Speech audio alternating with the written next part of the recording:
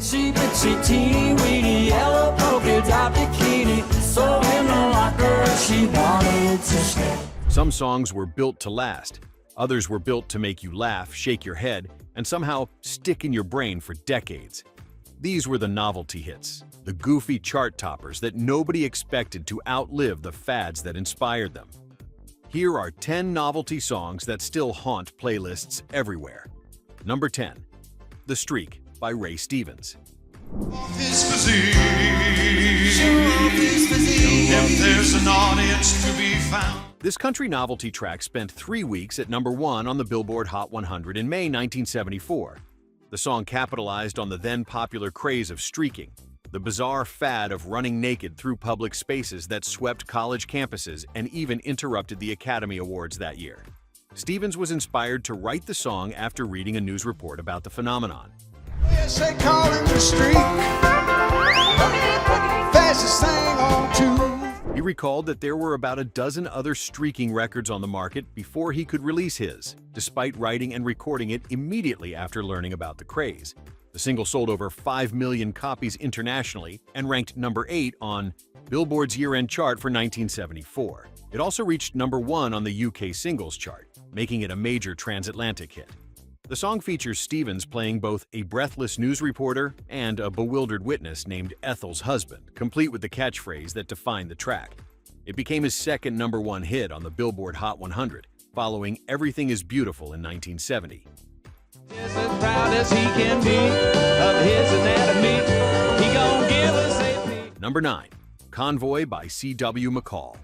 The time we got into Tulsa town, we had 85 trucks in all, but there's a roadblock up on the Clover. The song debuted at number 82 on the Hot 100 on the chart dated December 6, 1975, and replaced the Bay City Rollers' Saturday Night at number 1 just 5 weeks later, in January 1976. It spent 6 weeks at number 1 on the country charts and 1 week atop the pop charts. The mix of anti-authority sentiment and country authenticity proved irresistible to listeners. Shot the line, we went for broke, with 1,000 screaming trucks and 11 long-haired friends of Jesus. The single sold over 2 million copies and earned a gold certification from the RIAA in December 1975. Bill Fries, who performed as C.W. McCall, created the character while working as an advertising executive for the Bozell & Jacobs Agency in Omaha, Nebraska in 1973. The song told the story of truckers coordinating by CB radio to rebel against the new federal speed limit of 55 miles per hour. In 1978, director Sam Peckinpah released the film Convoy, inspired by the song, starring Chris Christopherson, Ali McGraw, and Ernest Borgnine. Fries later retired to Ouray, Colorado, where he served as mayor from 1986 to 1992. Number 8. Disco Duck by Rick Dees and his cast of idiots.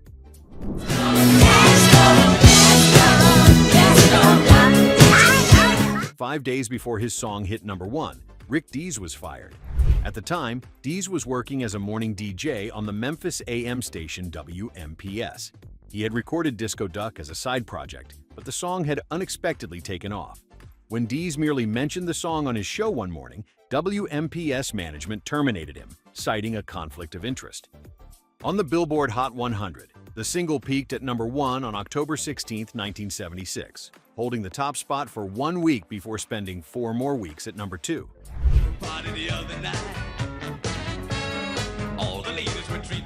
It remained in the top 10 for a total of 10 weeks. The track sold over 6 million copies worldwide. The duck voice that made the song so recognizable was a carefully crafted novelty performance, and the song later appeared in the 1977 film Saturday Night Fever. Dees went on to host the nationally syndicated weekly Top 40 countdown for decades.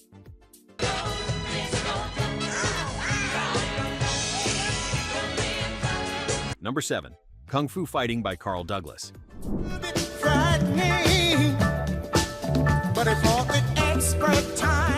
The song was originally meant to be a B-side.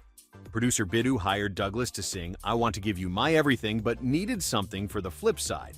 After spending more than 2 hours recording the A-side, only 10 minutes of studio time remained due to a strict 3-hour constraint. When Robin Blanchflower at Pi Records heard the hastily recorded track, he immediately declared it should be the A-side instead. The gamble paid off spectacularly. The single sold 11 million copies worldwide, making it one of the best-selling singles of all time. It topped charts across the globe, including a 2-week run at #1 on the Billboard Hot 100 in December 1974. Funky Chinaman from funky Chinatown. They were chopping them up. Douglas got the idea one night in London's Soho district when he walked past a pinball arcade and saw teenagers mimicking martial arts moves. Douglas became the first Jamaican-born artist to top the American charts. Man from funky Chinatown. They were chopping them up. They were chopping. Number 6. Monster Mash by Bobby Boris Pickett and the Crypt Kickers. The monsters, come on in. Boris is going to show you how to monster swim. Released as a single on Gary S. Paxton's Garpax Records label in August 1962. This novelty track climbed to #1 on the Billboard Hot 100 for 2 weeks in October, perfectly timed for Halloween. The song parodies the dance crazes popular at the time, including the twist and the mashed potato. Pickett's spot-on vocal impersonations of horror legends Boris Karloff and Bela Lugosi gave the track its distinctive character and helped cement its place in pop culture history. You're a welcome sight. Vampire flying in out of the night. The song's longevity is remarkable. In 2021, nearly 60 years after its original release, Monster Mash re-entered the Billboard Hot 100 at number 37. As of 2023, the track was generating $1 million annually in royalties. Pickett continued performing until November 2006, 5 months before his death from leukemia at age 69. His creation endures as the definitive Halloween anthem, played every October without fail. Began to rise, and suddenly, to my surprise. Before we continue, which of these novelty hits still gets stuck in your head? Did you own any of these on vinyl or 45? Drop a comment and let us know where you're watching from. Number 5. YMCA by Village People.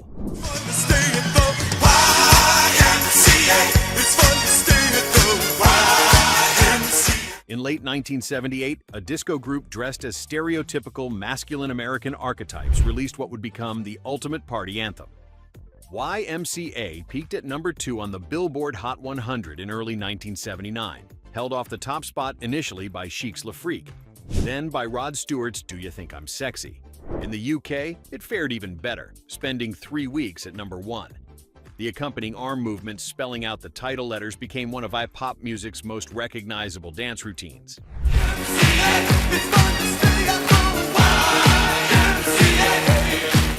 Still, performed at sporting events and weddings worldwide. French producer Jacques Morali and lead singer Victor Willis co-wrote the song, with Willis responsible for the lyrics. Village People scored additional chart entries with Macho Man and In the Navy, but none matched the cultural saturation of those 4 letters. I was once in your shoes. I said I was down and out with the blue. Number 4. My Ding-a-Ling by Chuck Berry. You'd be the queen, I'd be the king, and I'd let her play with my ding-a-ling. 20 years into his legendary career, the founding father of rock and roll finally scored his first and only #1 hit. The irony was almost too perfect. It was a novelty song about exactly what you think. Recorded live at the Lanchester Arts Festival in Coventry, England in February 1972, My Ding-a-Ling topped the Billboard Hot 100 for 2 weeks in October of that year. It also reached #1 in the United Kingdom. The situation bordered on absurd. Berry had written Johnny B. Good, Roll Over Beethoven, and Maybelline, songs that literally defined rock and roll as a genre.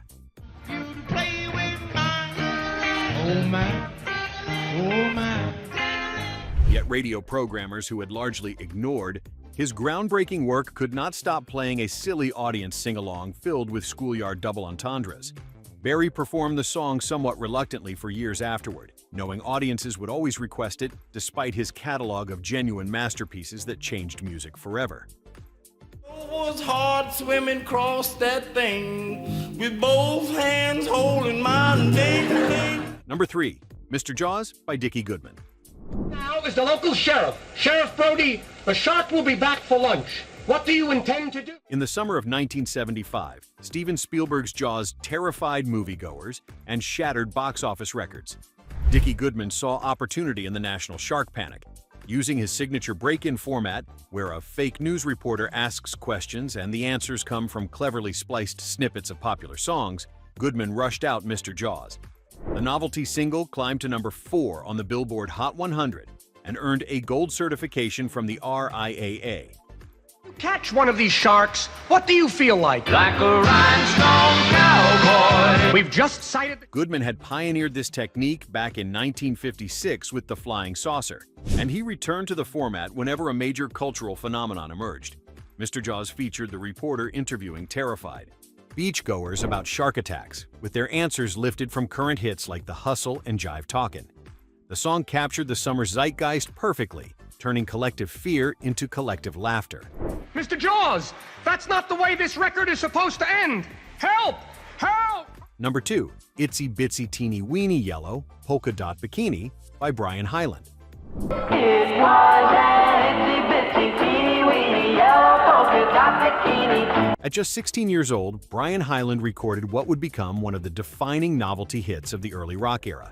Written by Paul Vance and Lee Pockris, the song tells the story of a shy girl too embarrassed to be seen in her daring new two-piece swimsuit. Released in June 1960, the single shot to number 1 on the Billboard Hot 100 by August, holding the top position for 1 week and becoming a nationwide sensation. The timing proved impeccable. The bikini had only recently gained acceptance in mainstream American culture, and the song's innocent humor perfectly captured the nation's awkward fascination with the revealing swimwear. Itsy bitsy teeny weeny yellow polka dot bikini, so in the blanket she wanted. Hyland's youthful voice sold the playful narrative with genuine charm. The track reached number 1 in multiple countries and became a perennial summer staple that still echoes across pools and beaches decades later. Hyland continued recording throughout the 60s, later scoring adult contemporary hits, but this teenage novelty track remains his most enduring moment.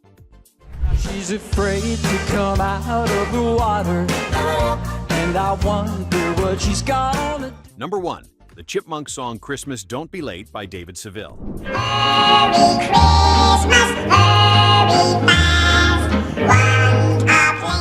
In 1958, Ross Bagdasarian Sr., performing under the stage name David Seville, created something that would spawn an entertainment empire lasting over 6 decades.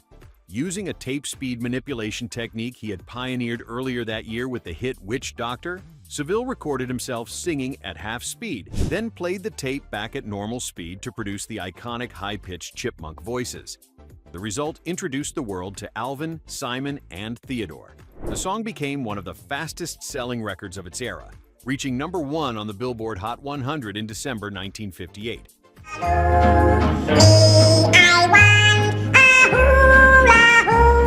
It won 3 Grammy Awards, including Best Comedy Performance and Best Recording for Children. More significantly, it launched characters that would eventually star in multiple animated television series, feature films, and countless albums across generations.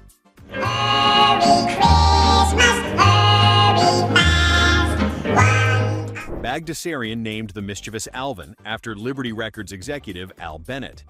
The song still charts every holiday season, proving that some novelties transcend their moment to become beloved traditions.